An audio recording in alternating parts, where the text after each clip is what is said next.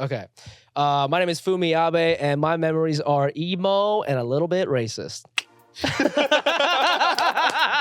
That's the best one by far.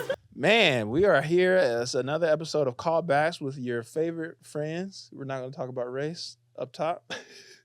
I'm Sam Salem. I'm Danny Sellers. How you doing, brother? You doing all right? Oh, just another week of teaching them kids. Whew, F them kids. I'm trying also not to cuss up top of the episode too. I want us to monetize efficiently and effectively. We're clean boys. That's a nasty saying. But, yeah. Definitely. This is the Mormon.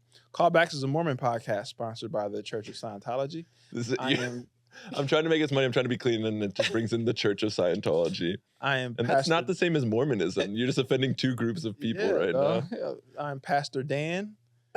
We are here with Deacon Samuel. Deacon Samuel kind of goes crazy. All right, I'm sorry. So before we get into our guest today, how you been? How's life been? I think every episode I'm going to come into the pod with some like isms, some things that have been going on with my life. So that when I do get into jokes and being ridiculous in the podcast, people know that I'm coming from a good place. Right. But I'll let you go ahead. I know you have some shit on your chest. That sounds kind of nasty. No, I'm just happy to, this is a week in school where we survived. Sometimes you just get desensitized to things happening. Like it's just like, all right, another pack of 15-year-olds are all trying to slapbox each other in the corner. And you're just like, hey guys, come on, don't do that. You ever have to substitute like gym? Like that's the worst, dude.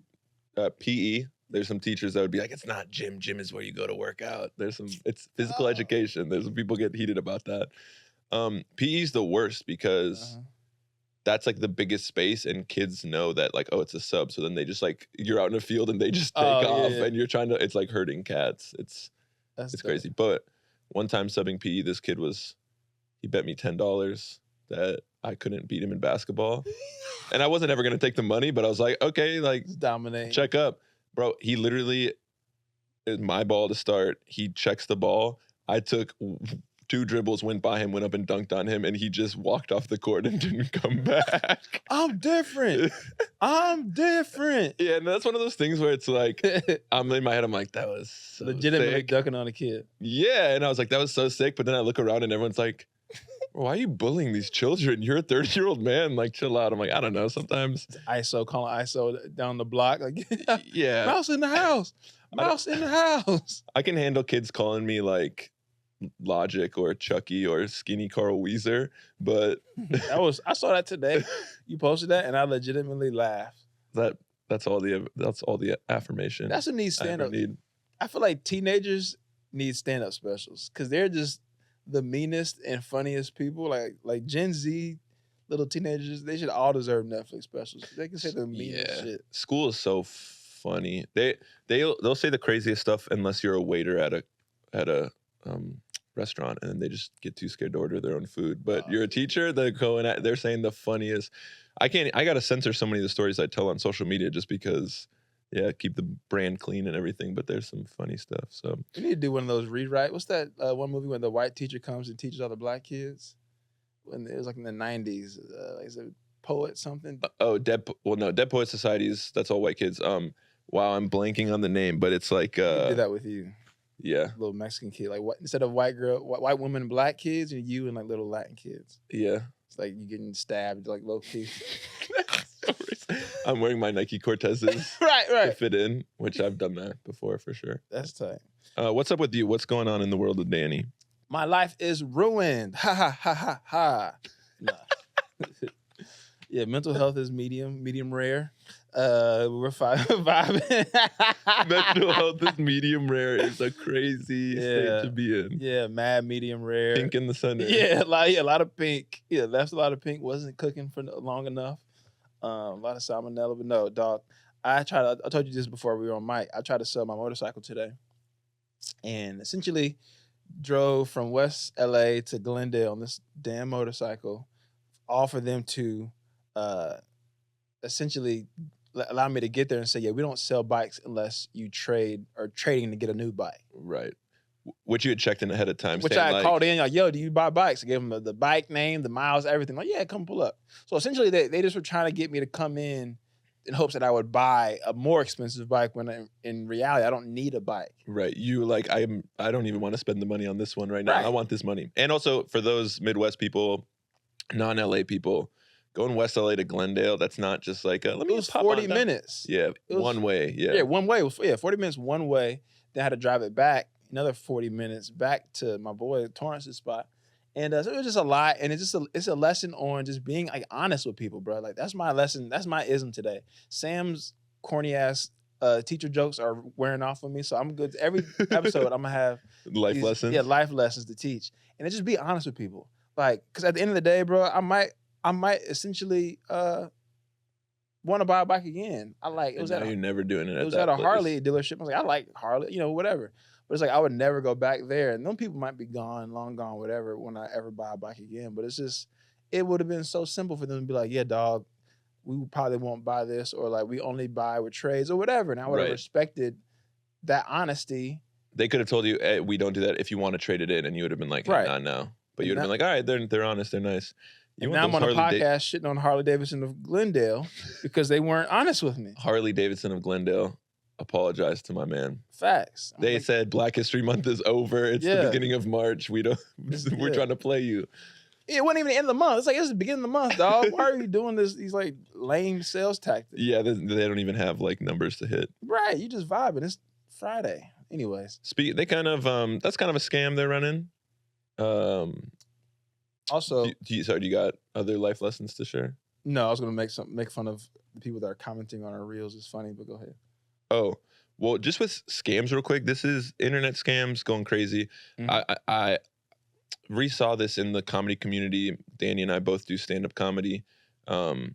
And there's these like, there's one in particular fake account that goes around messaging stand-up comedians saying like, hey, it's my son's birthday coming up. Like, we find you so funny. Oh yes. Like, can I pay you $300 for a video? I saw this. And then the scam is just, they send a screenshot saying, oops, I accidentally sent you 3,000. Can you Venmo me back the 2,700? And then they never actually send it to you anyway. Right.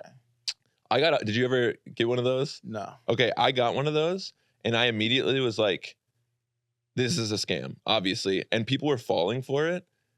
And I realized it's not that I am like savvy on the internet, like, and being like, oh, of course this is a scam. I just have zero self-worth. That my first thought is like, No there's one no, would like- I was like, there's no chance someone wants to pay $300 for one of my videos. Right. So people are always saying, Sam, you need to be more confident. No, I just saved myself money because all these overconfident comedians are like, sweet, they want to pay me for one. Right. No one's coming out of nowhere to be like, can I pay you for a video? Right. Yeah, that's what Cameo's for. You can go on Cameo and get something from like Alec Baldwin for like $100 for him to Right. say like, oh, I didn't kill you with a gun in the camera. Like, oh, happy birthday. Like, they're not gonna pay you. Right. You just performed at the improv open mic one time. The Right. $400. You can get cameos for me though, so $10. You on Cameo? That's a good deal. Yeah. Really? I've had a few people. Shout out my fans out there. Can I buy one and make you do it here at the studio? Yeah. I would never charge a friend like you. I know. Danny. What if I went through the actual app? You can. Honestly, but also shout out Cameo, but if you just my Venmo Samuel Sleeves, Venmo me $9. It's $1 cheaper than Cameo, and then I get all the money, and Cameo doesn't take any of it. So I'll take it. Damn, so you're a scammer. You ever get any like freaky ones? Like any like freaky moms, like PTA moms, like, Sam, can you pretend that you're at a PTA meeting and I need to talk to you after class? I have got a freaky one, but it was immediately I signed up for Cameo. I'm like, this was literally within 24 hours of signing up. I'm like, no one's gonna pay for this. It's like $10 to get a video from me. And there's also a message feature where it's like $3 to message me, or $2, which I'm like, no one's gonna do that.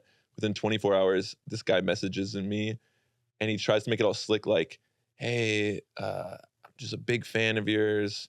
Would really love a video from you featuring maybe your footwear, shoes, and then tried to just sneak in like maybe some feet pics. Tight. So he was basically trying to play it off like, oh yeah, maybe show off some of your Jordans, and then was asking for feet pics. Damn, what a freaky! You need to get a Sam OnlyFans. That was my first step in like, okay, I'm a nobody in this town, but like I feel like that's a step of making it in the entertainment industry is getting asked for feet pics, or maybe that's just also. Yeah, that's a step. That's a step. Well, there's probably a bunch of women that are like, that's just called being a woman on the internet some days. For but... sure.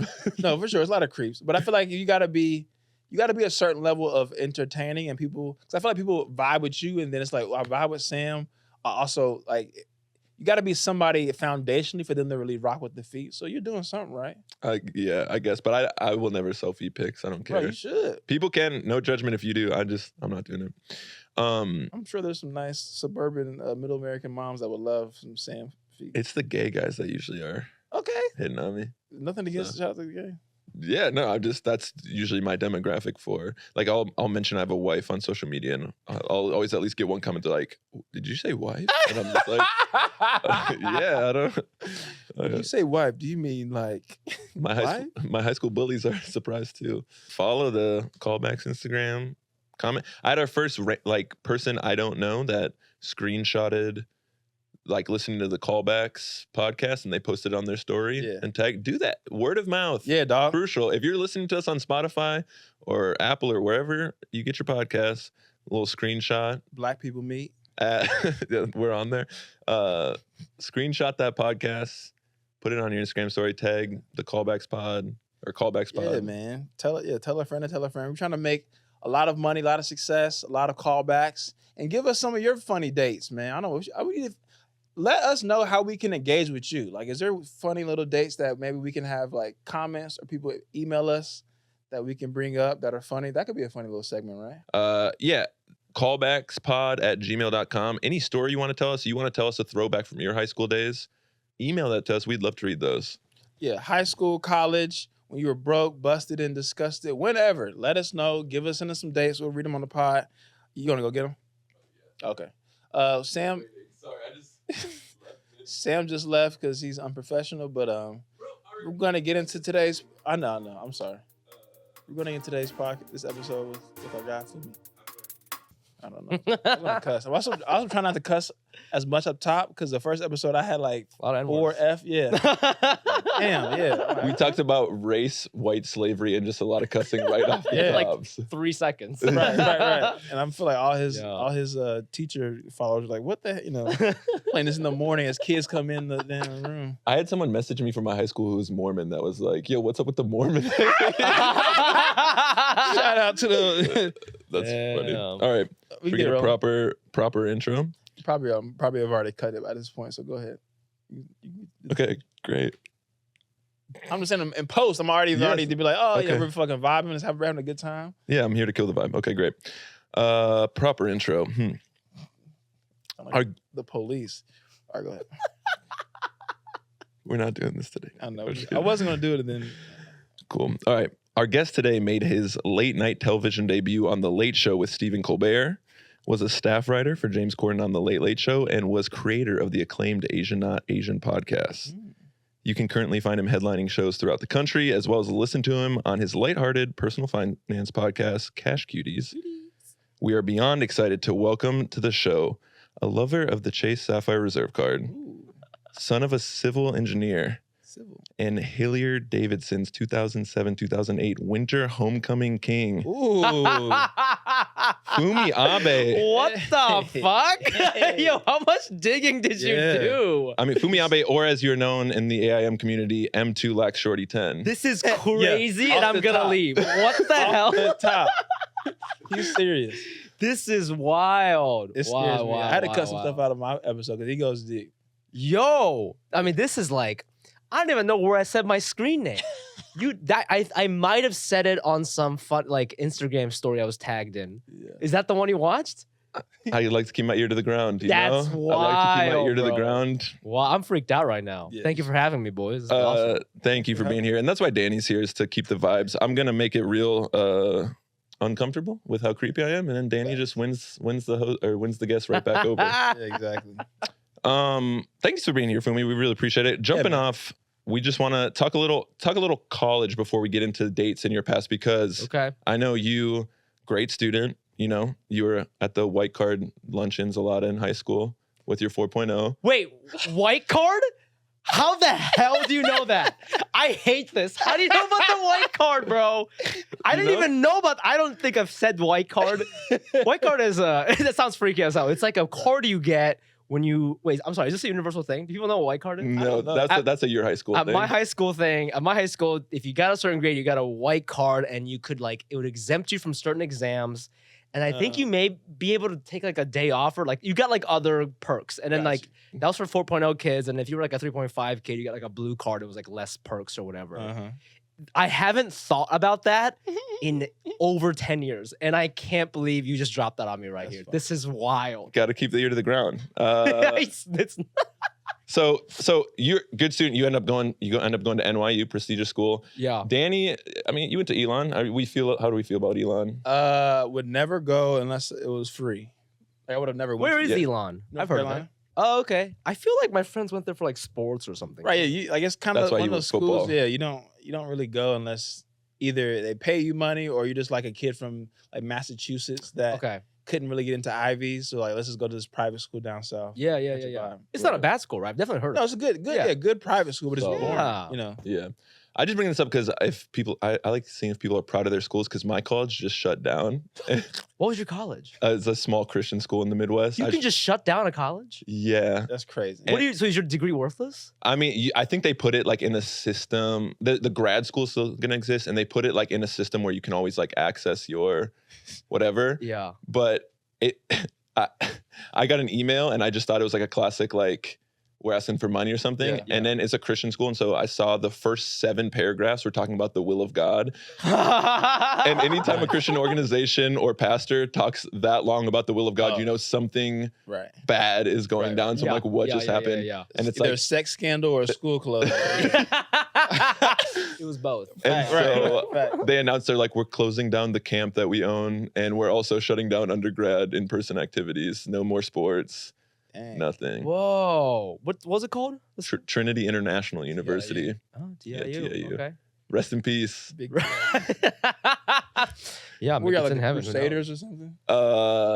We were the Trojans. Oh, okay. Oh, interesting. You'd think that it would be like That's the revived Jesus or the whatever. grad school that I went to coach basketball at.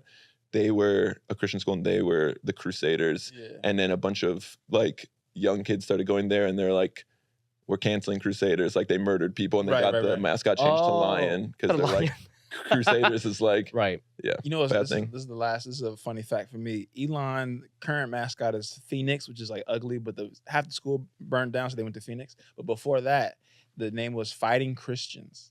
Fighting Christians. Oh, Yeah. so it's a Christian school. Yeah, like it was founded. You know, Southern school. Most of the schools down south are founded, you know, by churches. Did Christians fight? Were they even? I don't think so. Right? I mean, I guess they just. I mean, like in the Bible, I guess. Yeah, there's a lot of wars that are all based on like, you know, but you know what? Christianity and like. You're right. We probably shouldn't look into it because it's kind of like saying the Fighting Irish, right? Like, it isn't. Yeah. It's kind of like you're putting fighting and then like some random thing out. Fighting Christians was the name, and then they wanted to go global, so they changed it to Phoenix. Oh, that's tight. Yeah. NYU is cool though. You're proud of, like you. Am I proud of NYU? Yeah, like you like NYU. I didn't. So like my high school wasn't very good. Like it was fine, but it's like just to give you context, like the valedictorian of my high school went to Ohio Northern University. And I'm not saying she wasn't smart, but it's just like people weren't very ambitious in what they wanted to do with their lives. And I think she like ended up being a doctor, but she like got in some program where like if you go to the Ohio Northern, everything is paid for. So I think it was like a money thing. But again, like nobody could afford Harvard or UCLA or whatever. So like I just wanted to get out. Right. And so I didn't like. I only applied to like 3 schools, which is like for some people that's like crazy because I think a lot of people apply to like 8 or 10. But What were the 3 schools? Ohio State, Michigan, NYU. Nice. Didn't get into Michigan, so I got into NYU, and I was like, all right, I'm getting the fuck out of here. Right. So I don't know. I mean, I don't know that I'm proud of it. I do think it's like kind of scammy in certain ways, but like kind of not. I think it's a lot of hype. I don't think it's worth all the money. I the think city is our campus. You're just kind of paying for New York City. Yeah, you know? Right. So I'm glad that I went and I got to meet all those people and stuff. But like my closest friends from my college era are not from NYU. They're just people I met while I was in college. Right. I used to work at like a weird ramen shop. I met some people there that were cool, or like through music or like through comedy or whatever. So I think New York City was cool, but I'm not like walking around like repping NYU Violets. I think that's their mascot. So you know, I'm sports there like too, us. isn't it? Sports at NYU. Yeah. Yeah, they D3? would beg. It's D3. They would beg kids to come. So I remember they would always have like amazing catering. They'd have catering from like Chipotle or like Baja Fresh or like just kind of like an upscale fast food chain, Right. you know, just to like, and they give you free T-shirts and shit because like no one would ever go to any of the games. So Right. I remember like eating there and doing shit like that. Shout out to the It's Vibes. D3, but that's actually a cool D3 conference because most D3 conferences are like, okay, it's just all the schools are within 3 hours of us, and NYU goes and plays like, Chicago, maybe. Is it Chicago? yeah, like you have Chicago, they play Emory in Atlanta, they play okay. Wash U in St. I didn't know Louis. that. Like all the And so good it's like- private schools. So it's like there's kids who it's like, you know, maybe they weren't quite D1, but they're smart and they couldn't go to Harvard, so they'll go, even though they could have gone D2, they'll go there okay. because they're flying across the country and that's stuff, and it's for- actually that's like interesting. funded. I didn't think so. about that. I feel like I always wondered. This is the last college thing, at least until we get into the dates. Like I went to a college town, you know, southern college town. Wasn't a whole lot to get to. I wonder how fucked up my life would be if I went to college in a big city. Like, would I have a kid already? Would I have Nah. Like, what, you know what I'm saying? I think like if you go to NYU or like a USC even, I think Right, you a probably do USC. cocaine a little earlier than you should. But I don't know. I don't think it's like I don't know. It's interesting you have that image of like, oh, would I get someone pregnant? Because like I feel like people at your school, they're fucking more. You know? Probably. Because I'm Maybe. competing with other men at my school who are older than me and just other hot guys in New York Right, right. City. And just stuff to do. Dude, I had friends when I was 19. I had friends who were dating like 40-year-old photographers, and I'm like, how am I gonna compete with that? You know what I mean? Yeah. And that was kind of problematic, but that's. Facts, right? But like, if you go to a school like at Ohio State or like Wittenberg University, like, Yeah, you're shout not. out There's to less competition. Wittenberg. Yeah, Yeah, shout out to yeah. Wittenberg D3. You know, I think there's like, I would assume you guys are partying more and having more like the college life than us. you that know? makes sense. That Yeah. makes sense. I'm always curious, but Yeah. anyways, shout out to college. Let's get into Save the Date, our Dude, this is segment where we'll freaking give me you out, dude. a few dates. So with sports, we'll start with their September 25th, 2004. Wait a second. I listened to episode 1. I thought Joe was doing Instagram. You're like really doing CIA dives. Sam's I keep my ear to the ground. This is crazy. Are you going to reveal at the end how you found all this out or no? Is that part of the fun? I just, Freedom of Information Act. Okay, proceed. Sorry, I Um, interrupted you. Okay, do we know what we were doing September 25th, 2004? September 25th, 2004. Okay, so I'm that's the fall. What am I? I was either in 8th grade or high school. I can't remember. Maybe freshman year of high school, right? Yeah, I think. I I believe don't know so. why I'm asking you. It's my Right, right, fucking right. life. I must Teacher? have been running cross country. That's it. That's Yeah. exactly what it is. You, which I know your PR is in the 16-minute range of cross country. What the fuck? But this was beginning. This is good for beginning of It's freshman scary. year. I can't. You ran a 5K, 20 minutes, 1 second at Lancaster Cross Country Invitational. Stop! You're freaking me out. What the hell is this podcast? You guys are Yeah. sick. You know that? Yeah, I know. It concerns me, but I feel like it's good content, so I'm just along with the ride. Oh my god! Yeah, that Lancaster. Yeah. I was there. Yeah. So talk about running cross country. I mean, I feel like I want to keep giving details, but you're just going to keep freaking out. I know you were a lacrosse boy, but your mom made you stop playing. Yeah, I've said that on podcasts. I'm not too Mhm. freaked out about that. Okay, Yeah, I that's can talk great. about cross country. What- So ask me just whatever. like I ran cross country for a little bit, and I've said this on social media, and people come for me a little bit. Cross country kids seem like the theater kids of the sports world. What is your take on that? That's a phenomenal.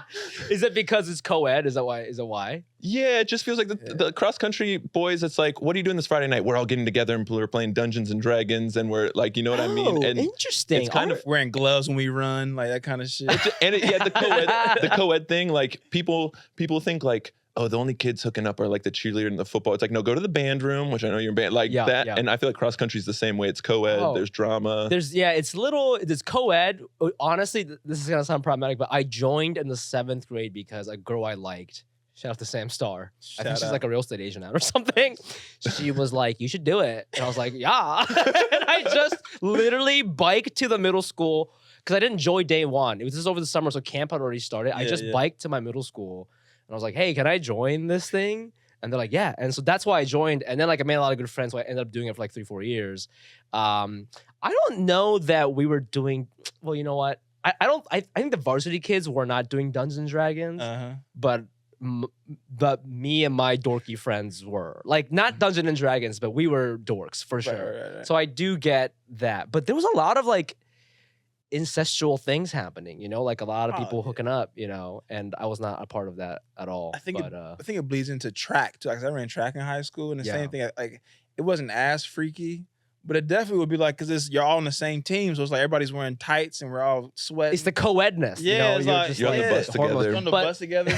The thing is, track is like so many people because there's so many different activities. Right. Cross country is like maybe like 20 boys, 20 girls. You know, it's a pretty like tight knit thing. So I remember like people were like hooking up on the bus and shit like that. I do remember that. We were really horny as hell. That's crazy. I never had this shit like that happen. Yeah, we had our school was like it had to be boy, girl sitting together. Oh, Classic really? Midwest, like as if gay people don't exist or whatever. But like, we're safe, everybody. We're safe. We're good to go. It'd be funny if you look back and did research and like all the people who were lobbying for the separation were like gay politicians. Right. Yeah, we gotta have Let dudes them together. boys be. All the dudes gotta hang out. For sure. Touching hips, hip to hip with all the dudes in the seats. That's funny. No, that's crazy. Yeah, I ran track in high school, and it was definitely more fun. Like football was like my sport, but track was more fun. Yeah. This makes sense because we're all like skinny dudes. And skinny dudes rule the world in cross country. You know, like I mean, I never made varsity because my team was pretty good, but like. What's my PR, like 16 something? That's pretty good. Yeah, that's incredibly. That's fucking the good, fact that dude. that's not varsity means your team was Varsity was like in the 15s. That was close. That's but, absurd. Yeah. Like that's so what fast. was that? How many miles is that? 3.1. Yeah, it's 5K. wow. I think it's like 3.1 or 3.2. Yeah, it is. Yeah. That's 3.126. Yeah. I remember like the I had a lot of great memories, but like the best thing was like we'd go to this camp during the summer called Camp Hammer. I don't know if this is like allowed now, but we'd all 40 kids would go sleep over at our coach's house for like a whole week. He lived out in the country. Oh no, That is some Ohio. That's some type. Ohio shit. And we got like bags and shit. And then like he had a big house and his like wife would make us food and stuff. And I think he had a daughter who would like run with us, but she was like in college or something. Yeah. And then like I remember that being really fun because it was kind of like a sleepover. My parents didn't send me to summer camp and stuff, and you know when I was younger, so that was like the only thing I had. But then like we would have all these like initiations for freshmen, and like I remember they made us they made us like put makeup on and wear like women's clothes and like dance to Good old fashioned hazing. that Spice Girl song. Like, tell me what you want. Because like I don't know, men dressed up as women was like so funny in 2004 or whatever, you know. Right. So I had good times there, man. I don't think that was. Shout out to Coach Schlett. I don't know if you're arrested or not, but shout out to Freaky Ohio. That's shit crazy. freaky as hell, man. Yeah. Bring back hazing. I don't actually mean that to any of my principals out there, but you know, it just some light hazing is fun. light-hearted. No, they didn't like beat us hazing. up or anything. They're just like go embarrass yourself. That's fine. Right. That's good for team bonding. Yeah, a little humility. Absolutely. Cross country, man. That's what I'm. Yeah, we had. I'm just like reminiscing. I'm trying to think about all the people I know that ran cross country. It seems like because even waking up early when you're like 15 to go run seems just crazy. I don't know. Yeah. You know. Did you guys have like morning practices? We would like practice for Fridays. We'd get there at like 5:30. Rarely. So we would have like maybe for spring ball we would have like a week of morning practice like as like kind of punishment / like getting ready for the season. Yeah. But we didn't have consistent morning practices. It would football you gotta hit people. It's like too early. You gotta like go through a day of like that's right. trouble before you start hitting people. You know, Right. algebra. You gotta fail like an algebra pop quiz Right. before you start doing like Yeah, Oklahoma yeah. drills. You can't, nothing bad has happened at 5 a.m. Yeah. Nobody's angry. Right. I can't hit nobody like, that at 6:30 in the morning. It wouldn't go well. Right. So For hilarious. basketball, we'd kind of have some.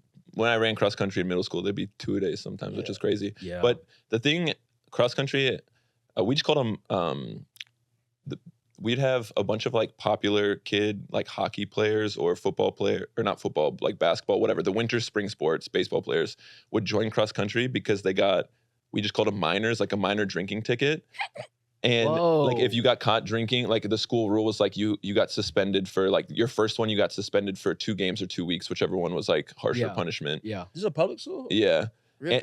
And so what like the hockey players who got like a minor drinking ticket or whatever, they would join cross country in the fall, sit out the first 2 meets, run one more meet and then just quit the cross country team, and that was like their way of get around of then they didn't have to miss any of the hockey. And they go back to hockey. Yeah. Oh, So wait, fun. you mean ticket as in like not by the police? But No, like by the police. Like we just call them minors. I guess I don't know what they're technically Whoa. called, but like, oh yeah, he got a minor. Oh, that's his second minor. He's out for half the season. That's wild. What the disrespect?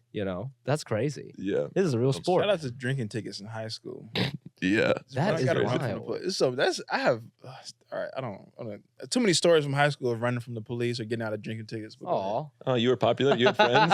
Yeah. You lived a life. You All went right. to prom. So real quick, I had a friend that went to the popular private school in Jackson. 'Cause I'm from Cincinnati, but Yeah. I went to high school partially in Jacksonville. So one of my boys he went to one of the popular private schools in Jacksonville, and in Jacksonville it's almost like it's like a network of other rich kids at the other private schools too. It's almost like college, like a fraternity kind of thing. They all the rich parents just know each other, whatever. Yeah. So anyways, I'll go to these big massive house parties, and sometimes there'll be like haters calling the police on this other mansion house, whatever, or whatever. Just kids don't give a fuck because it's like my dad's the lawyer. Like if I have 100 kids here, what's the worst that's gonna happen? Yeah. They might get a drink ticket, but I'm gonna be all right. So anyways, it just a lot of times you just have to finesse and sprint out of backyards, and Right. I never got a drinking ticket, and I was definitely drinking in high school. Can't get you. Another date. So yeah, let's get another date. We'll stick high school. Talking a little sports. I know music was a big part of your school experience. Playing a little trumpet in the jazz band, singing in the madrigals, part of the Boys in Blue.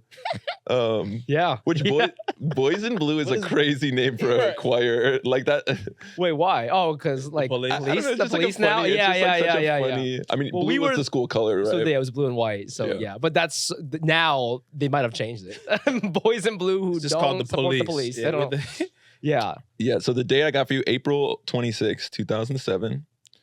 I don't know why this article is written, but in the Columbus Dispatch, a young Fumi Abe is quoted. They're talking about how an American Idol contestant was using beatboxing. And so they went around and asked a bunch of high schoolers about beatboxing. Yes. And you were quoted saying, I like the fact that I can make my own music whenever I like, said Masafumi Abe, a 17-year-old junior at Hilliard Davidson who began beatboxing this year. began. That's so funny. Bro. Career. So tell us about your beatboxing phase. Dude, oh God. I just this is when YouTube was popping for the first time, but it was before ads and I think, Unforgivable age, like unforgivable. yes, Unforgivable. There was Techno Viking. I don't know if you guys remember these things, but I think there was this for whatever the algorithm, they fed me a lot of beatboxing stuff. And there was a guy named Shlomo or something. He was really good at it. He might have been from Israel. I don't really know. But I just really got into beatboxing. I was also a fucking nerd now that I'm thinking about it. But I thought it was cool and I did it at the talent show with my two other friends. Like a beatboxing trio, or one of them was rapping? Yeah, we would do it together. No, nobody was rapping. Thank God. They're all two white boys. Thank God. We weren't rapping, but we did remember when that one beatboxing thing that was popular, only if your mother knew. Remember that one? I don't. I know the recall. song. Yeah, they would a YouTube video went viral of a guy beatboxing that, singing it and beatboxing at the same time. Oh, okay. And so we would do shit like that. That's so crazy that I forgot that was in the Columbus Dispatch. That's fucking trash, man. I can't believe I did that, dude. I mean, I feel like every millennial male has gone through a beatboxing phase. I mean, yeah, I was you know what? You can shit on me all you want, but it's I'm a little boy in Columbus, Ohio. I'm a little. I'm what am A I boy in supposed blue? to do? I'm a boy in blue, bro. What am I supposed to do, Right, man? right. I might have beatboxed in the acapella for one song, maybe. It's very possible. But it's yeah, I honestly, I know it sounds so silly, but back then, first, second, beatboxing was kind of cool. Oh, facts. You know? I mean, and people who are good at it, it is cool if you can if you can actually beatbox for real. It's Yeah. as long as you're not I, mean, stopping. I don't think it was that good. but yeah. Dougie Fresh, Dougie Fresh would come out on award shows and beatbox. It was a thing. I think that our age. How old are you? You're 30, early. I'm 30. 33. Yeah, we're 30, and I feel that age of TRL and Yes. and cable kind of exploding. It was a lot of people that wouldn't technically be or typically be shown. Cultural things were shown for the first time. Yes. So it's now all of a sudden I'm a suburban kid, never really touched a skateboard. Now, Tony Hawk Pro Skater, now I like skating.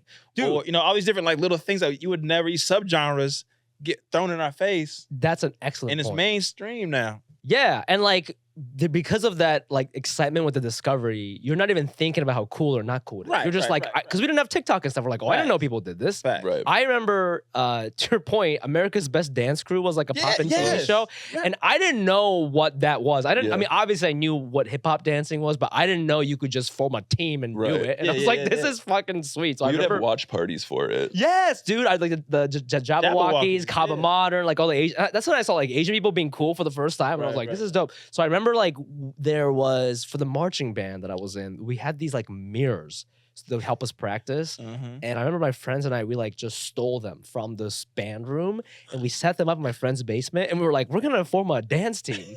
And it was me and my 4 boys rewatching YouTube videos of Kaba Modern doing their like, it might have been Jabberwockies doing their like Pretty Young Thing routine. We just watch it over and over and trying to fucking do it. And like his dad would be making fun of us. But again, to your point, I was like, no, dude, like you're wrong. We're fucking cool right now. Only if I had that footage. Oh my God. I actually have that footage written on. Play the tape. Play the It's tape. a Grady security camera. It's Oh my God. I was actually in the background the whole time. Behind the drywall. Like, Sam, did you go back in time? Fumi's gonna find out his life is like Forrest Gump, who's in every like the background of every major historical event. It's just you're gonna look through pictures and I'm just there. I know every you're show. that committed to you're the best podcast producer In the world. I've had this idea since I was 7. Podcasts weren't even a thing. Hoop Dreams, a podcast. Documenting everybody. Hoop Dreams life. podcast. Yeah, man. Shout out to TRL. Shout out to America's Best Dance Crew. America's Best Dance Crew. Shout out to all the MTV dating show, like Next. All this shit. It just threw a lot of culture in our face. Yeah. Right. For the first time. So you just on mainstream Viacom just showed us all these weird little subcultures of shit. You know, roast. There's like a roast shows. Remember that? It was like Your Mama on MTV. Like these little. Before like Wild and Out was a thing. It's like a black thing. Like black people just talking shit about each other. But all of a sudden now it's on MTV. So now it's like little white kids in roast battle now at the Comedy Store. I know. Right. It's like the And One mixtape tour. Right. Like The Professor. I mean, this is like super corny because I grew up in a very, very white suburban area. But like even like those America Best Dance Crew and just people wearing like flat brim hats, like that wasn't happening on the summer. So like I was walking around with my hat like tilted to the side, like thinking I was and I remember going to like Chicago one time, like on like a missions trip where it's like, we're going to go repaint a church for the 20th time or whatever it was. And like, I was wearing like a red and black hat, like tilted off to the side. And this guy was like, bro, you can't wear your hat like this in this neighborhood. And I'm just walking around like, what's up, everybody? Hello, good to see you. Break dancing for Jesus. Oh my God. Jesus Christ. The second you tilted that 45 degrees, you like reminded of every high school dance DJ we hired. Fact. Yes. You have high school DJ face. Like dyed black hair. Well, you know, I just posted a student roast video today, and now you're jumping. They're calling me Skinny Carl Weezer. You're calling me high school DJ face. That's a great one. That's like my DJ name, high school DJ phase. And then Fumi comes out and beatboxes. Right.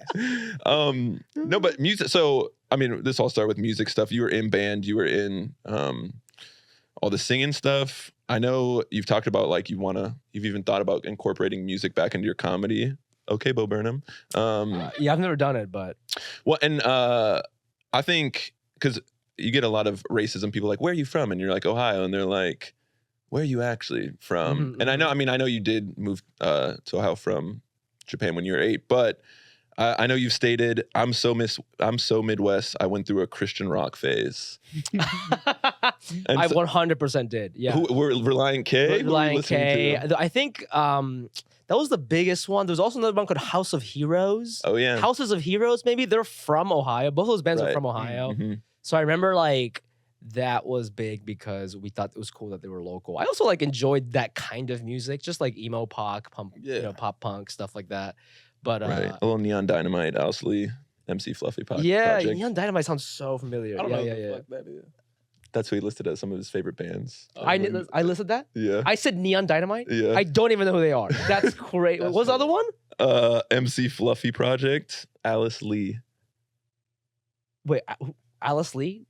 That's my friend? I don't know. That's just what it was listed as, like musical inspiration. Dude, that's or so something. high school because that's me pretending, dude. That's me pretending to fit in with white kids. I have Right. no idea who MC Pluff Pluff is or whoever you just said. I have no idea who Neon Dino. I've never heard of them. That's Lion hilarious. K, I will fully own up to. I still listen to them today, but yeah, dude, But I that's me love trying to get Lion white K. girls, dude. You know, that's me. That's me trying to get white girls, bro.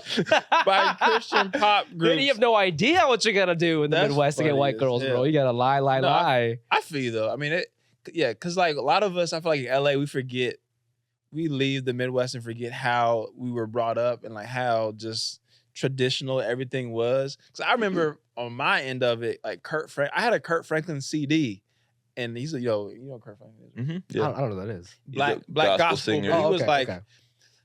one like the first kind of like rap gospel superstar. Like a lot of the old school, I feel like people were kind of like, oh, this is kind of too hip hoppity for gospel, but he was like a mega star early Yeah. 2000s.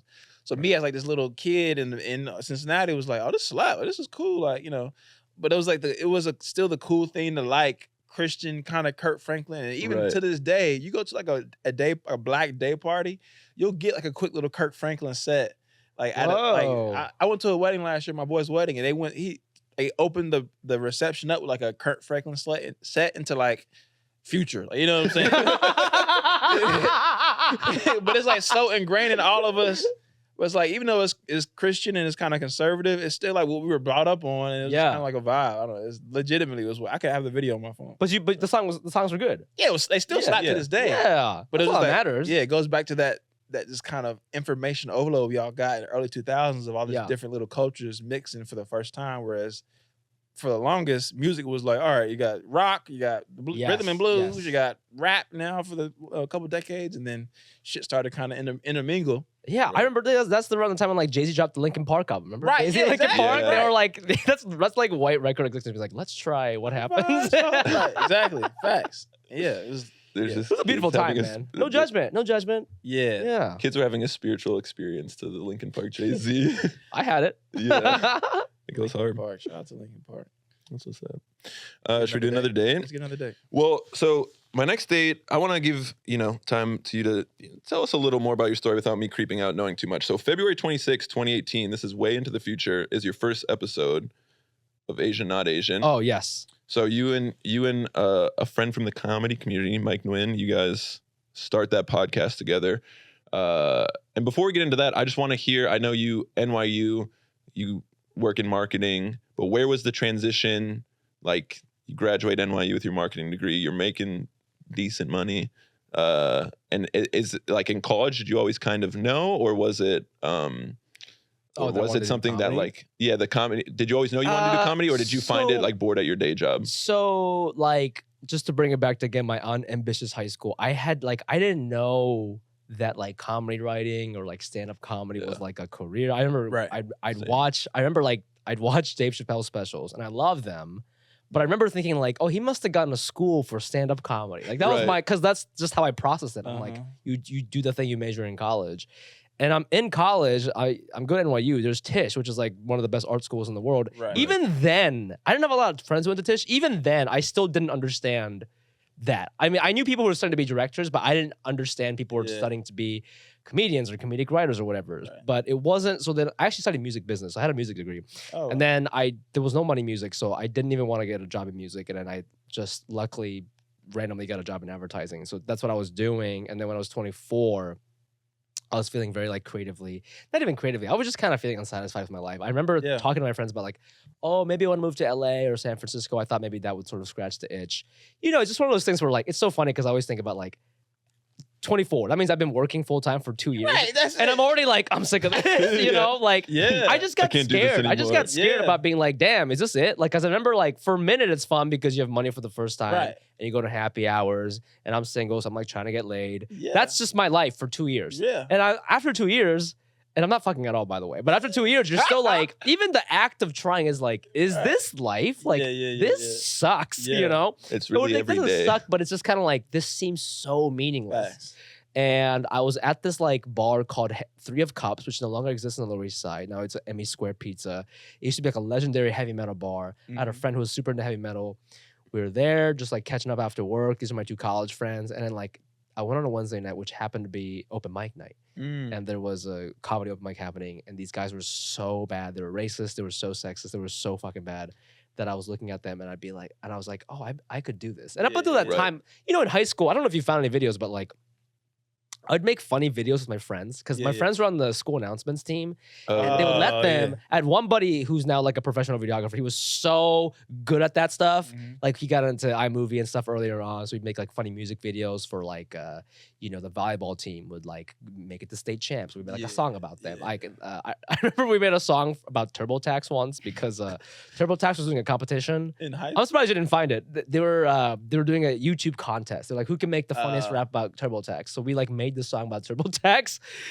Very problematic if you watch it today. But you know, I was always doing these like funny things. I just didn't know that it could be a job potentially. You know, so that's how I got started. Is I just went back the next week and I tried an open mic and I was bombing, but I got one laugh and I just fell in love and that's kind of how I started. But I wasn't necessarily looking for stand up. I think I was just kind of feeling empty and I saw it and it just felt like.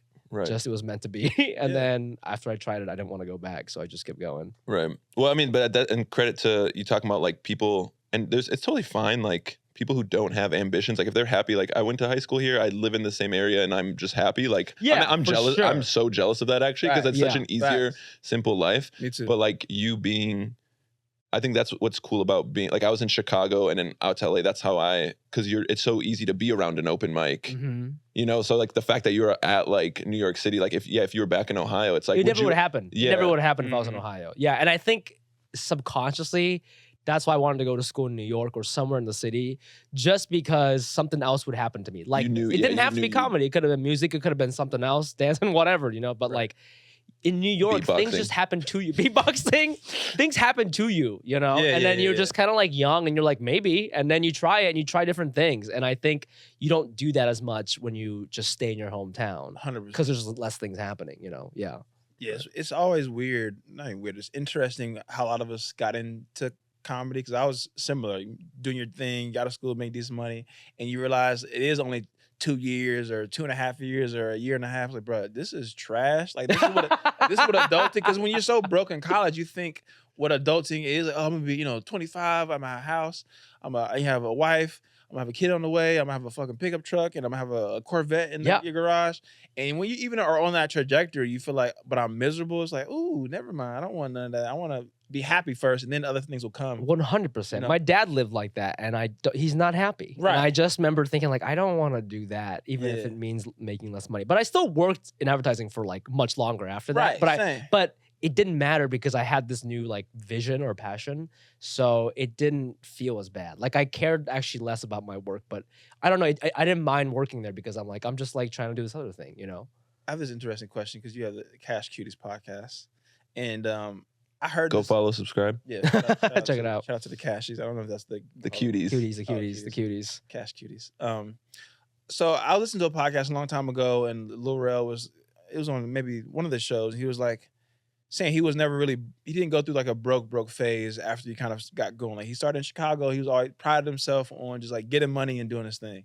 And I feel like a lot of comedians, sometimes we're like prideful of being broke. I think sometimes like the starving artist thing. Yeah. And I don't really subscribe to that. Like I'm broke now because I'm going, my life's in shambles. But typically I've always like try to keep a good gig and like get money and like be okay with like having nice shit. Yeah. So I'm interested to like know your thoughts on that and how you've juggled it before you kind of got your writing. For sure. I think I was a little bit mature about that. I don't know why exactly. I think too many, not just comedians, but like anybody pursuing any passion that's like in the arts, that story of like, I slept on some guy's couch and ate spaghetti with butter on it for 10 years until I got my one spot on Late Night with Jimmy Fallon and then they give me a sitcom. That shit is like romanticized too much. Yeah. And I'm not saying, I have friends who do that. Like, for example, I know for a fact, and this is not a secret, but like my buddy Usama Siddiqui, very funny. Like I think today still lives on some dude's couch. Mm-hmm. And I remember when he first moved to New York, he like didn't go to middle school. He came to New York, was living in an abandoned house with like a homeless person, didn't have a bathroom. He would pay he didn't pay rent, but he'd pay for a Planet Fitness membership so he can go shake a shower and shit. And he did this for years until they got kicked out. And then now he lives on some guy's couch now, still today. And I remember like a lot of people hearing that story and being like, we gotta be more like Usama. And like, I think that I never wanted to do that because it's too romanticized. I think it works for some people. It works for Usama. You know, things are happening for him. It's working for him. But that shit would never work for me because I didn't grow up like that. That makes me uncomfortable. And if I'm uncomfortable, if I'm worried about where I'm gonna pay rent, I can't be creative. Right. And so for me, like having that day gig, that's my struggle. You know what I mean? Yeah. And I don't think that crazy like, you know, bare minimum lifestyle works for most people, but people sort of flex you on that. You know what I mean? Like, I walk dogs for a living. I love this. And I'm like, okay, but like you smell like ass. You don't shower, and that's why I don't book you. Dude. You know, like I mean, comedy has changed. Now you gotta look cool. Yeah. You know? Everybody wears like, sneakers and shit. You're thinking about people who are coming up now, they didn't do any of this stuff. You know what I mean? So it's like, I think it's okay to admit to yourself that may not be for me. That's totally fine. And it doesn't take away anything from your creative self or anything like that. So that's sort of like my stance on it. It's like, if that works for you, cool, but like, I don't ever want to live like that, you know? What do you think? I mean, I think, I mean, it's always a balance. Like there's no way, I just couldn't do it. And like you said, if I'm worried about I don't have a bathroom to use, I'm not going to sit down and write jokes. That's the last thing I'm going to worry about. But look, you didn't even need it. You know, you look at you guys. You doing all this. But on the opposite side, I think I think I'm the person who will hold on to something like, well, the unhappiness of like the day job that I'm holding on to is less uncomfortable than the fear of the unknown, you know? So I think there is like obviously a certain point on the other side where I'm like more likely to like, some people are like, are you still teaching? I'm like, yeah. And they're like, why? And I'm like, the moment I stop, you know, everything's going to run out and I'm not that established. I haven't been doing it this long. Like like, you'll know when to quit. You'll know. Right. You'll just know. And then after that, you got to figure it out. Right. But you can always go back or like, you know, it's not like, not every decision is not so serious, I feel like. That's how I'm trying to think of it that way. Yeah, you can always do something for, like, anyone can do anything for a year pretty much and then, you know, stop. Yeah, unless it's cocaine, you might not be able to stop after that year. But shout out, baby. So I bring up the original date of the Asian Not Asian podcast because I know you and your... No, I wanted to kind of get into that before we just like hear more of your comedy story and talk about that stuff. I know you and Mike talked about it on that podcast. You're the co-creator of it. Like there wasn't a lot of Asian comics in the scene. Like you said, that open mic night, there's like just a bunch of racist people saying stuff.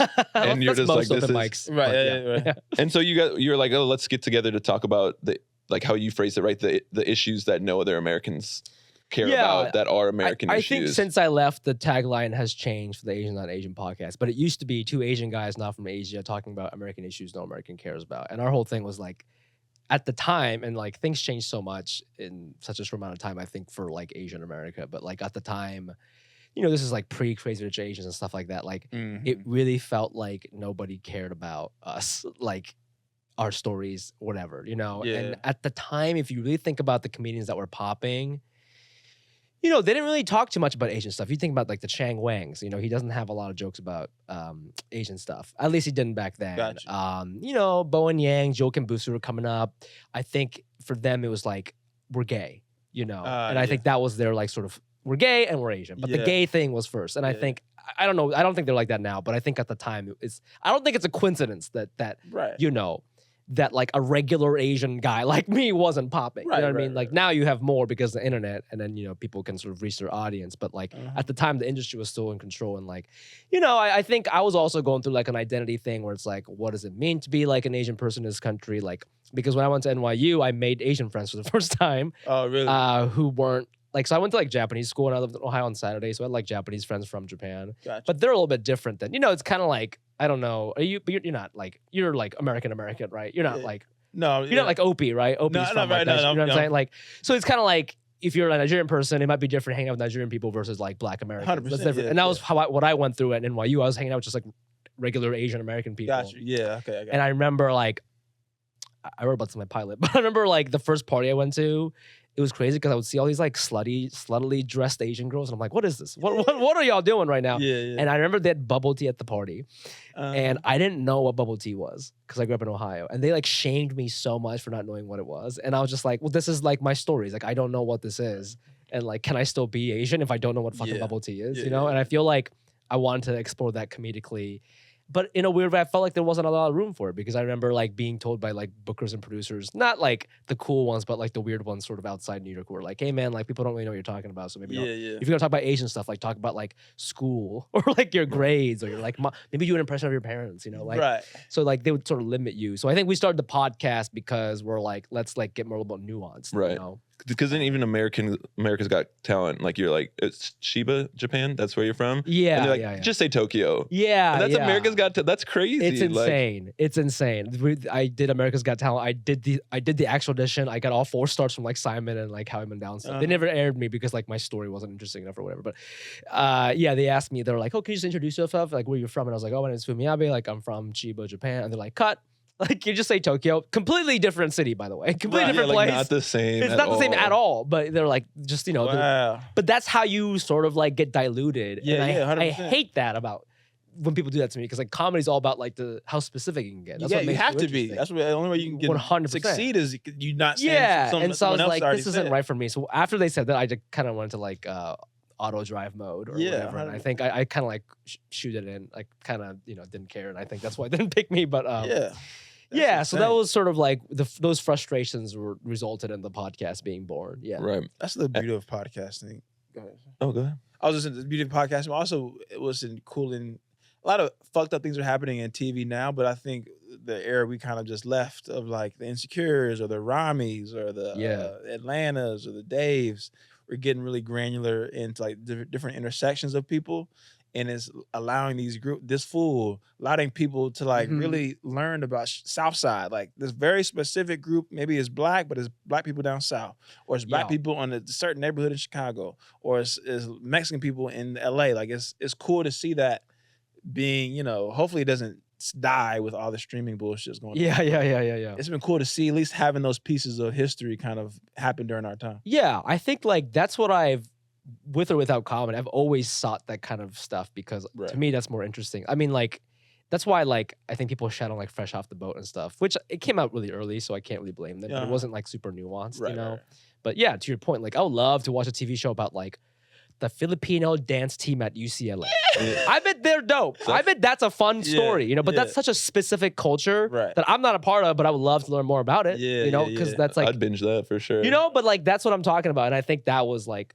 That podcast at the time, we were like trying to like get more into that kind of shit. Yeah. Right. Yeah. I mean, and that was like the first thing that really got you heat in like mainstream. I know like Vulture wrote an article. You guys got to interview Randall Park, and they were like praising like, wow, these are like this is like actual great interview questions, not just being. They said that? Like, I didn't even read that article. That's nice. Man, I get so much press these days. You know how it is. Yeah, that's how I got my first manager and stuff. Like, but it was cool. It was reassuring to be like, oh, cool. I just have to do whatever I want to do, and things will follow, right? And so it was reassuring in that way because I think for a long time I was like, how do I get a manager? How do I make them like me? But it's like, no, just do whatever you want to do. Yeah. And if it's dope, they'll come to you. And that like I got a lot of confidence from that, Right. That's amazing. So I mean that podcast, like you're getting articles written about it, got you a manager, Cash Cuties. It's new, but it already seems like it's getting heat. Like you guys have fans that just Venmo you money, which is hilarious, dude. Crazy. We just ask people at the beginning of the podcast. People Venmo us, dude. It's wild. Yeah, that's a great scam. That is a great scam. Oh my God. So real quickly, this will be a quick segment. Red flag or green? What are some podcasting red flags and green flags? Like someone asked you to do a podcast or you listen to a podcast. What are some red flags of a podcast? What are green flags of a podcast? This is like podcasting, but also with like stand-up comedy show. Anytime someone asks me to do anything, if you don't send me all the information all at once, I'm like, this isn't produced well. Yeah. Okay. Like pitch me. Like, oh, what time is it? Yeah. When is it? What is it about? Send me some links. Like, yes. If you do that, then I'm like, okay, you're buttoned up. So then like, even if your podcast isn't that big, I'm like, okay, like this isn't going to be a waste of my time. Right. Because you care about this. You shows me you care. So that's like a red flag for me. If you're just like, hey, you want to do my podcast? And I'm like, okay, but when, where, what is it? You know what I'm saying? Another red flag, I don't know. I don't get asked to be I'm like kind of a stickler about like tech stuff because like I love tech shit. Like I love setups and stuff. So if I show up and it's like, you know, they don't got the right gear, you know, that kind of bothers me a little bit, you know. But you guys just did a one plus GoPro job. in the corner that they were filming off of. Yeah, they're wearing a GoPro on their head to film you. Yeah, like a selfie video the whole time. I know. Yeah, I don't know. What else? I think like the booking stuff is important though, because I whenever I try to book people, even if it's a paragraph, like yo, I got the show at X venue, I'll say, you know, 10 minutes for $25 at 8 p.m. Can you even just that simple? It makes it easier for me to say yes or no. Yeah. Versus like, even if you don't have the exact dollar amount, say it's paid or say it's not. Even I've done shows. I mean, I'll do unpaid spots all the time, but like, it's just nice to know when someone like, I can't pay you. It's like, oh shit, for the love or whatever. Yeah. Absolutely. Almost more eager to do that because they're upfront versus someone like you do a show, they just wave at you after the show's over. Like, all right, holla at you. It's like, oh, I guess I spent money for sure. I feel like these days too. I mean, I'm unemployed right now, so I'll do podcasts. But when I was busy, like I wouldn't always want to do podcasts that like didn't have like a strong premise. It's like this is funny because you're like looking into my life, so that's very funny, and I can see why people want to listen to it. No, but it's like that's a funny. You have an angle, but like people are like, yeah, it's like we just shoot the shit, and I'm like, okay, if we're gonna shoot the shit, I can't do it unless your podcast is already big. You know what I'm saying? Because no one's gonna listen to this. You know? Fact. So again, I think it ultimately a red flag is just be like, do you care? Like, show me that you care about your work, and then I'll happily join. But like, shoot the shit means I don't want to do anything. I don't want to do work. Right. You know. Right. That makes sense. The shoot the shit days are past us in podcasts. Yeah, you can't. Unless you're literally like Taylor Swift could do that. I know. But people like, need to know I'm a white card holder and I'm a 4.0 student. Exactly. Okay, like I need you to have your shit together. You know. Exactly. I love it. One more date? Yeah, let's get one more date in.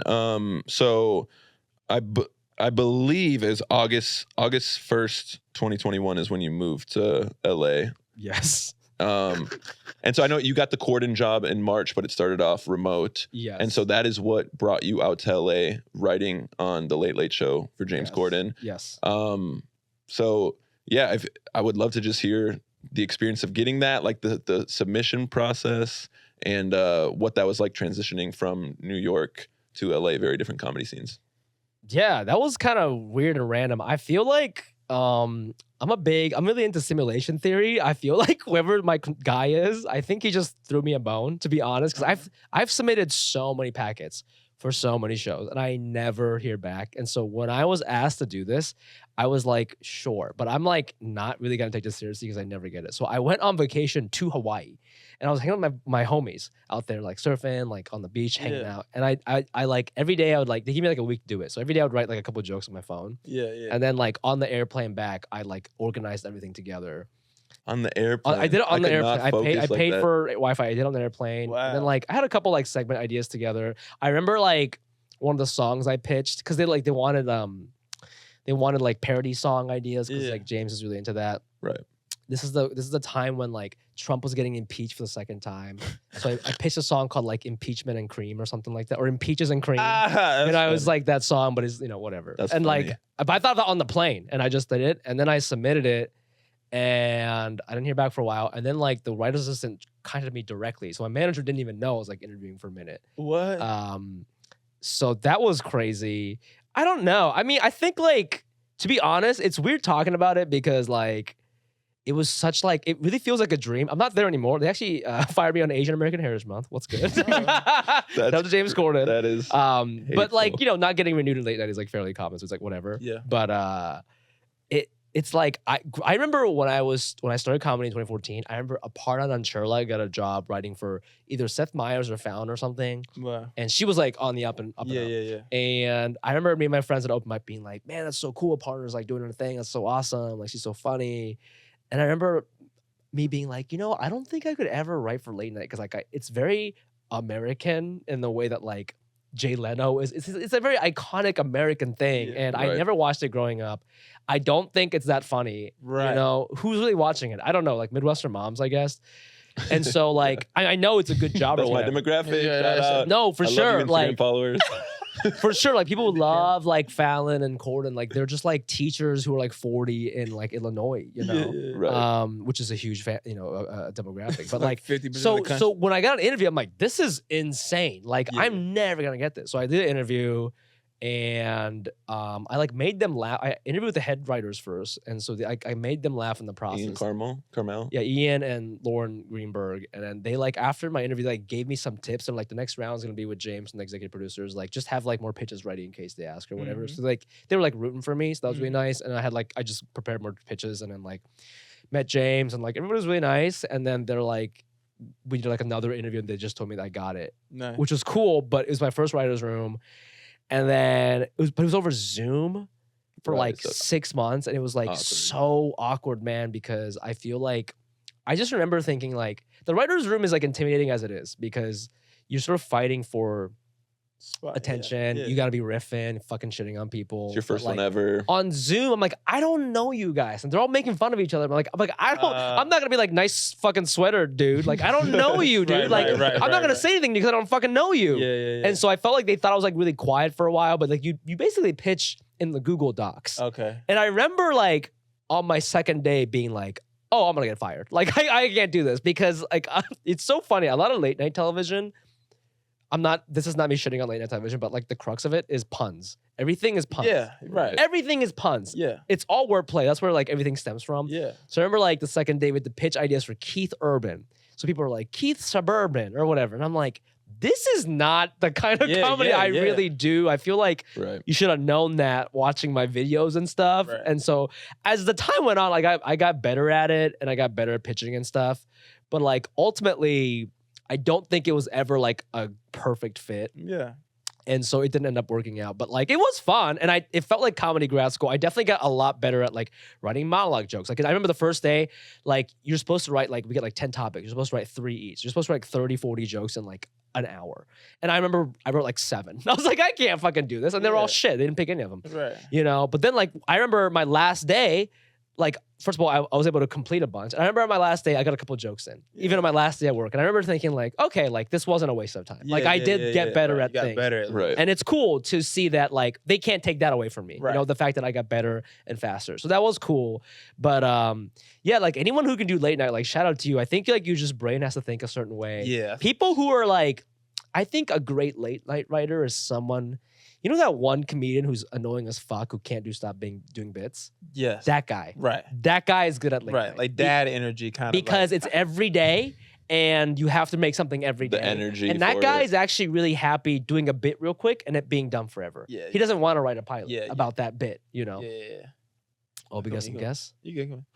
No, I agree. I think I've done a couple of those packets. Of course, have not gotten that far. But I remember midway through the package, like, I'm not going to get this. And if I did get it, I'd probably be kind of miserable. Yeah. Because it's not, I don't want to talk about Donald Trump every other night. Every time Donald Trump does something, I don't want to have to. Right. I got to make a joke about this real quick. Yeah. That's what a lot of it ends up being. Is like, you know, and respect. But I think some people do, you know? Yeah. And I think like, it's weird because sure. then you're like, what am I submitting for? The fame and money? And then you're like, if it's about money, I'll just go work at Google. You know what I mean? Like you remind yourself, like, why did I risk everything? You know what I mean? So it was a cool experience, but like, now I want to write for like narrative TV shows or whatever. Right. So that's what I'm focusing on. Yeah, I think that it's so interesting as people talking to people like yourself. And I was at a show last night and talking to another comedian, Langston Kerman, who I think is dope and hilarious. I met him for the first time in person.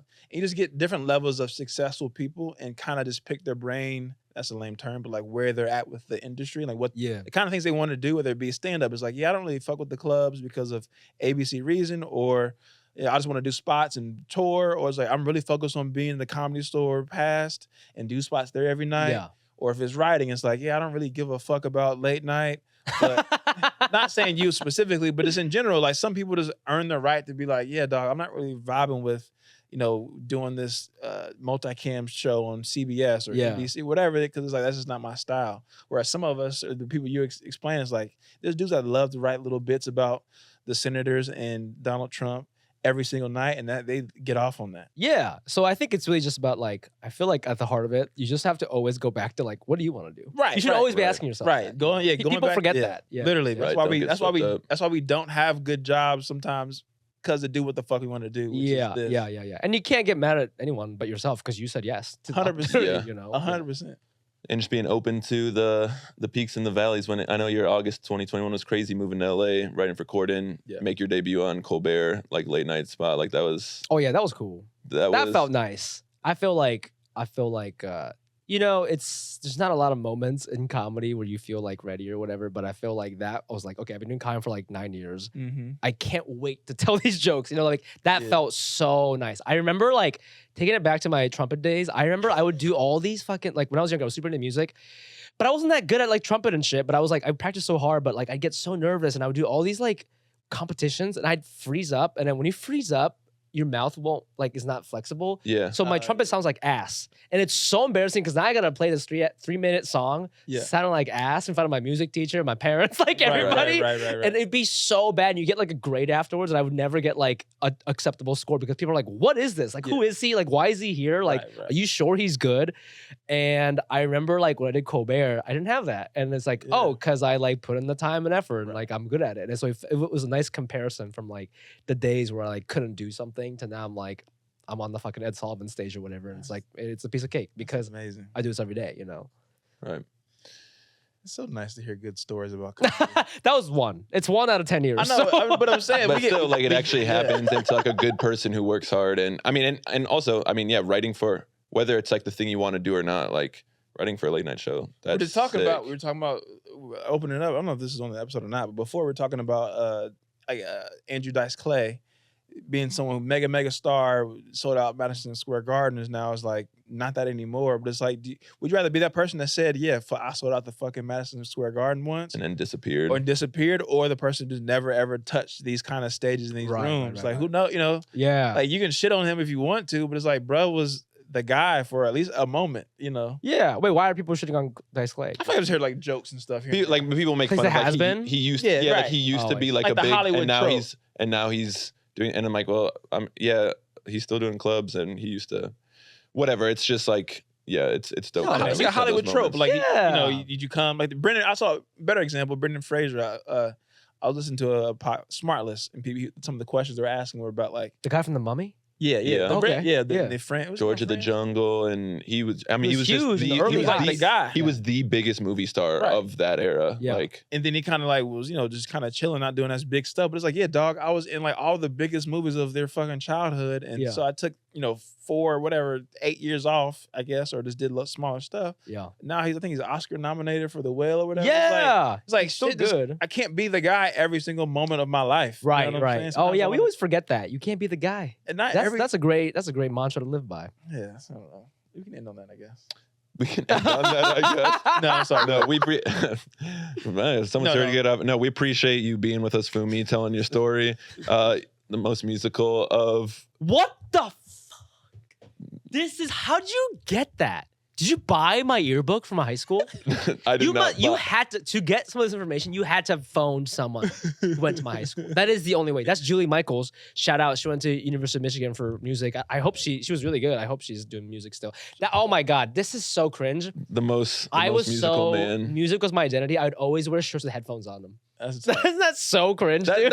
That's very high school. Like, I'm a Pittsburgh Steelers fan, so I have a Steelers lanyard, a Steelers hat, a Steelers windbreaker. I had no personality. Like, it was wild. No high schooler has a personality. Guy. Yeah. Where can they follow you? Yeah, where can they find you at? What projects do you want to promote? Tell the people. Oh, please follow me on. Oh, I'm sorry. Oh, no, actually, the last question, we've been forgetting to ask this question. Oh, yeah. So we always ask, I hate people ask, like, what's next? What's next? We want to give you an opportunity to call out your shot. So like, just like we have these old dates where we showed you certain things, we want to be able to use this little sound bite to say, oh, this is when I said I was going to do this, and we can look back and say, oh, it actually happened or it didn't happen. This is like that Jim Carrey writing himself a check for $10 million. Exactly, moment. Right, yeah, check for $10 million. That's so a better cute. way to. You guys are so cute. I love that. Like a goal? Yeah, a goal. It can be whatever. Whatever. My therapist always tells me not to set like goals like that, like set value-based goals, instead of being like, I want a Netflix special, more like I want a dope ass hour. You know what I'm saying? Yeah. Right. So I would say like I want I feel like the hour I'm doing right now is like a culmination of like from my early open mic days to whatever I'm writing now. But like, I'm starting to tour a little bit. Once that is sort of done, I want to write like a brand new hour. Like shit, the oldest joke from that hour should be from like when I was like 31. Like 30s Fumi. Like what is that all about? And so I'm always inspired by people who like I'm such a slow writer, but like I'm always inspired by people who write so much. Yeah. The people, these people comics have always have like a new 10 or whatever. I'm trying to like work on that. So like, whatever I put out next on YouTube or whatever, like I just want it to be like a new hour of content, stand-up material that like I'm really proud of, and it's like a really good reflection of my life. So I love that. I want, a brand new hour, baby. Love that. And when that hour drops, where can they find you? What do we plug in? Oh hell yeah. Find me on all the socials at the Fumi Abe. That's TheFumiAbe. Please including Venmo. check out. It's on my Venmo if you want to Venmo me. Check out my podcast, Cash Cuties, available on all the platforms. It's where we have our friends on and check out. We go through the credit card statements and we judge their spending habits with love.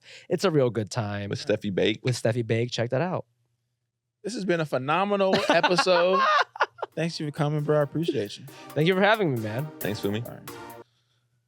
Wow, what a great human being. We Fumi. love Fumi. We need t-shirts. We heart Fumi. Oh, I would wear that in a second. And y'all really should. His personal finance podcast. It's not like literally they look at their friend's credit card statement and like kind of roast them and like lovingly like, why are you spending money on this? So y'all check him out. Check out his content. He's very funny, brilliant guy. Speaking of good premises, that's a good premise of a show that's unique. It's different. He has a COVID joke that legitimately made me LOL in today's times of it being kind of played out. That shit is funny. Have you heard the COVID joke? Vaccine joke? Probably can't say this now. The video get demonetized for saying the C word. But anyways, it's funny. It's a good joke. Yeah, you'll have to check it out.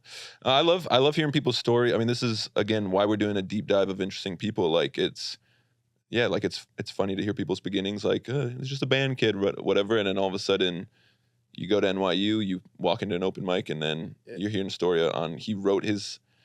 For people that are not in entertainment, like you get so many more no's, and so the fact that he just casually wrote, and he got a lot of no's apparently from what he said. The fact that he was just writing his submission packet for James Corden on the airplane, just like, all right, I'll throw it together, and got the job. Like that, that shows that he's the dog. Like, it also shows too, like sometimes we overthink.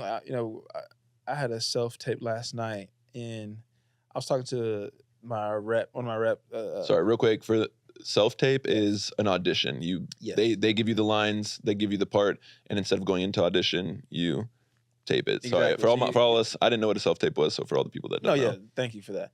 So literally, I did it last night after a show. I'm sorry, but to backtrack, I was talking to my manager. And on last Monday, and I've been doing a bunch of these, and literally they said the one that I got a request for avail, so it wasn't like a booked or anything, it was like they got it and replied back something.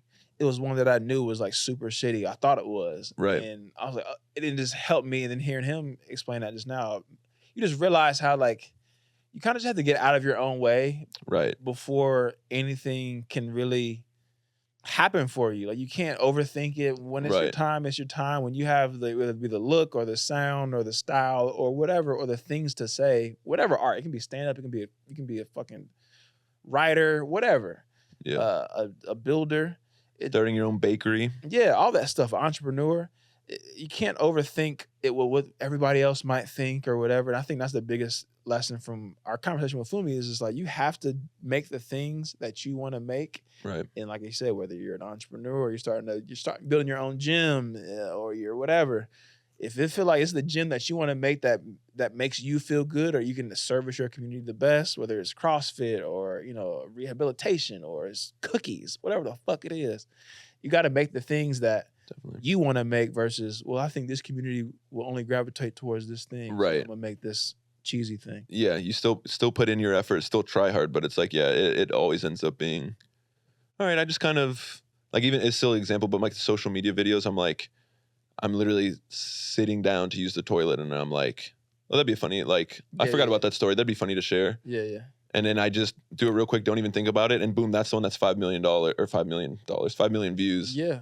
And the ones where I'm like, okay, I'm going to use this very like clickbait title and that's going to be perfect and do this. And then and that's the one that gets like 20,000 views compared to the 5 million. Right. So it's definitely like, yeah, just be pure.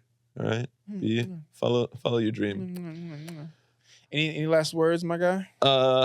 Last words. Always use your blinker. I'm sick of people just cutting me off without a blinker. Oh my God. I don't know if it was the morning traffic. I was on my motorcycle. People were driving so bad today. This is a very LA thing. I don't know. I'm just bitching now. Let's get into the podcast. I just got annoyed thinking about how bad people were driving. Yeah. Shout out to everybody living. Live, laugh, love. Live, laugh, love. Use your blinkers. Follow, subscribe, all that stuff. Callback Podcast, TikTok, Instagram, YouTube. Yeah, and I know every podcast is saying this, but for real, reviews help. Yes. Tell a friend about it. Yes. And email us, callbackspod@gmail.com, or DM us on Instagram, callbackspod. Yeah, we want to engage with y'all. If it's questions, funny stories, funny little dates here and there, whatever, we'll fucking read it or talk about it or maybe give us bonus episodes, whatever. So we don't know what we want from you people yet, but just give us stuff. We'll here's what I want. I want you to do a deep dive on yourself, not to the level I do it, but scroll back through your earliest social media posts. Yeah. And you'll be surprised at how embarrassing and cringy it is. So send us your first Instagram photos where they're terrible and send them in to us. We'll playfully roast you about it. Give us some dates in your life. We'll talk about it. We love you. Get home safe.